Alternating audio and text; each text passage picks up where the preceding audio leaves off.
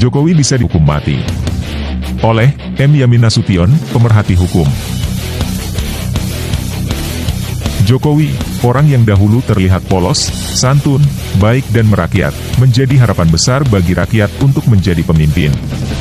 Seperti pohon besar nan rindang, di mana daunnya tempat berteduh rakyat dari panas dan hujan, batangnya tempat bersandar rakyat dari ketidakadilan, dan urat pohon menjadi tempat duduk bagi rakyat yang letih berjuang dari beban kehidupan dan kemiskinan.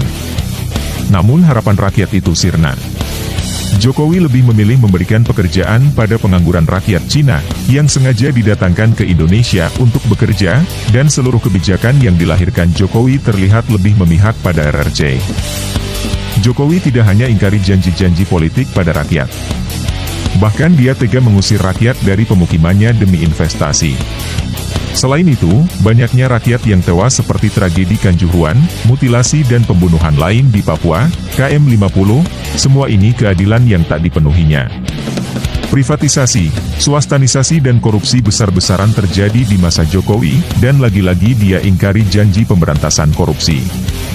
Lebih-lebih saat memasuki akhir masa jabatannya, Jokowi semakin memperlihatkan sindrom episodik politik, kejiwaan yang tak bisa lepas dari pengalaman indah sebagai pemimpin politik tertinggi, sehingga dia melakukan banyak skandal untuk memperpanjang kekuasaannya, termasuk memuluskan jalan putranya maju dalam pemilu 2024 melalui tangan iparnya Anwar Usman, tercatat di Jurnal Hukum Konstitusi Connect 2023.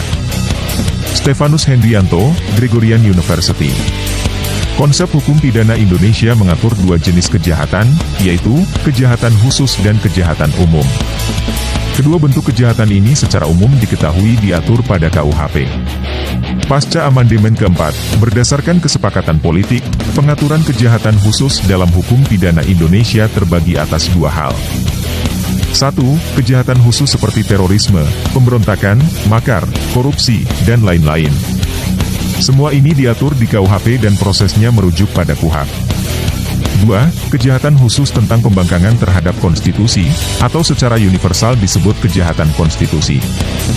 Hal ini khusus diatur bagi pejabat tertinggi negara yaitu Presiden. Pengaturannya terdapat pada pasal 7 AUD RI 1945 dan proses hukum acaranya pada DPR RI, MPR RI, dan MK. Pasal 7A.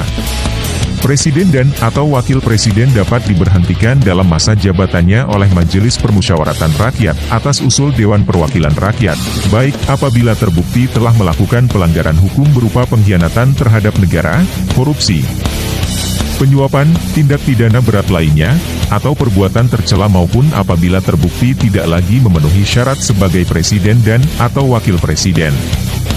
Johann Gottlieb Fichte, 2018, Das System der Rechtslehre, mengatakan, hukum praktis ada dua. A. Memerintah tanpa syarat dalam kategori hukum moral, dan B. Perintah dengan syarat, kategori hukum kondisional. Pengaturan kebebasan seorang presiden dalam menjalankan tugas hanya berada terdapat pada undang-undang konstitusi atau hukum moral yang disebutkan oleh Fichte, tuntutan kehati-hatian dalam bersikap, baik bicara, sikap dan kebijakan dengan landasan moralitas yang dituntun oleh agama dan budaya berkaitan dengan kepantasan, nilai-nilai yang hikmah dan bijaksana. Pengkhianatan terhadap negara adalah pembangkangan terhadap konstitusi, dan ini adalah kejahatan besar yang memungkinkan dilakukan oleh seorang presiden.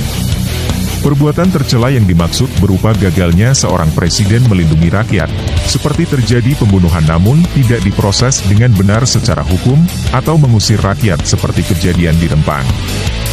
Bahwa putusan MK nomor 90 PU 21/2023 tentang penambahan kalimat yang dilakukan oleh ipar Jokowi, Anwar Usman, tidak dapat dikatakan sah secara hukum.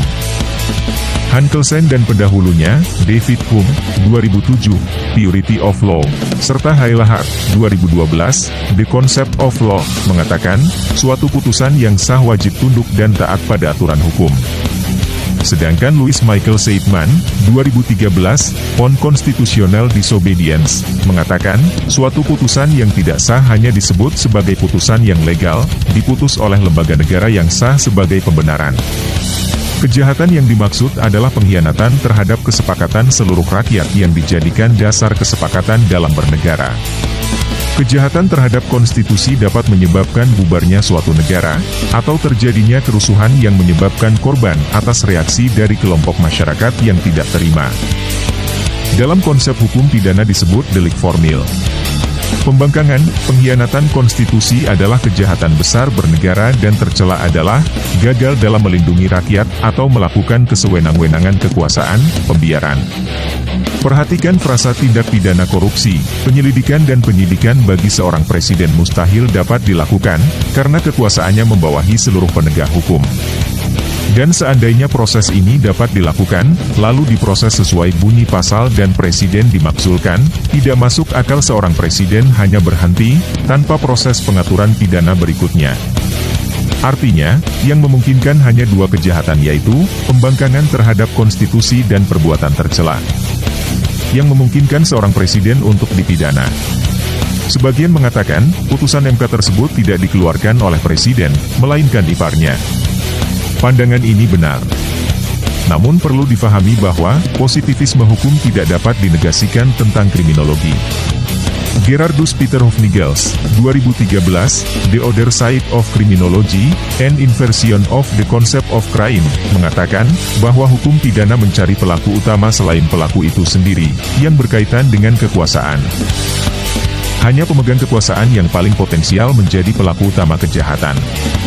Dalam hal ini, merujuk pada pernyataan Faisal Assegaf, Metro TV, Kompas TV, bahwa orang-orang yang meresahkan rakyat hanya 5, Jokowi, istri, 2 anaknya dan Anwar Usman.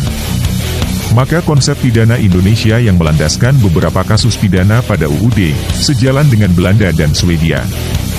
Dan Jokowi dapat dimaksulkan dan dihukum mati.